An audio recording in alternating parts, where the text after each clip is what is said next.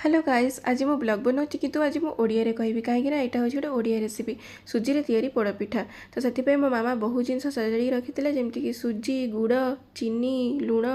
तापर तेजपत्र नड़िया कोरा नड़िया खंड नड़िया black pepper powder सब जिन सजाड़ी रखी कड़े को गैस रे बसईदेला कड़े गरम हो सारा पानी पकेला पानी फुटिया लगे गुड़ पकेला आउ सब बाकी जिन सब धीरे धीरे कर पकेला लास्ट को घी आउे सुजी पकेला सुजी कन्स्टाटली गोलिया पड़े ना कड़े तले लगिଯିବ। तापर सुजी जितेबाला टिके थिकनिंग हो ताकू कौन कला ना काढ़ीदेला काढ़ी सारापर प्रेसर कुकर गैस रे बसईदेला प्रेसर कुकर गरम हो सारापर प्रेसर कुकर टिके घी पकईदेला घी पकई सारापर कौन कर ना कदली पत्र रखी काटिकी ताकू कौन कला ना कदली पत्रटा प्रेसर कुकर भितर रखीदेला ता ऊपर भी टिके घी पकईदेला घीटा टिके लगे पोड़पिठार टिके घी लगे तो भल लगे। तापर कौन करथिला ना जहाँटा सुजीटा को से रखीथिला बनईकी ता ऊपर रखिकी ता देहरे आलू चपारे चापीदेला तापर कौन करिवो ना प्रेसर कुकर रे सीटी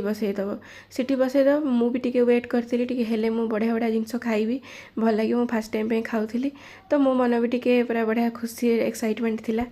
तापर कौन करवा ना मो मम्मी कौन कला प्रेसर कुकर रे काढ़ीदेला सुजीर पोड़पिठा बहुत ही ज़्यादा टेस्टी थिला माने कौन कहबी मु बोधे मु फास्ट टाइम पे खाइली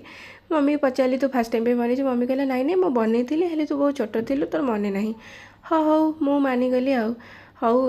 आपण मैंने भी जानीपे केते नुआ नुआ ओडिया रेसिपी थी हेले मु तो जान नी मु तो बाहर रही सब बेले तो मत जाना नाला। तो नेक्स्ट ब्लॉग रे देखा बाय बाय गाइस।